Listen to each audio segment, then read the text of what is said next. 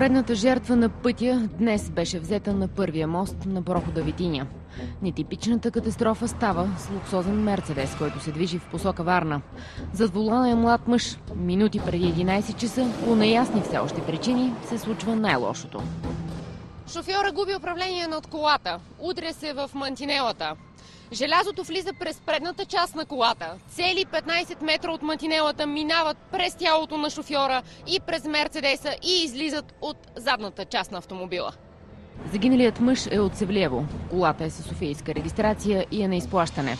Най-вероятно автомобилът се е движил с над 200 км в час. Спирачен път няма.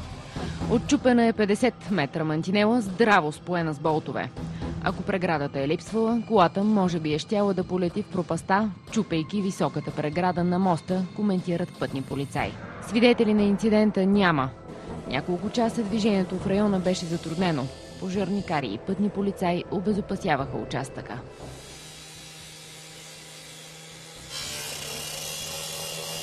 ...180 души са загинали на пътя от началото на годината, сочи черната статистика. Ранените са 1970.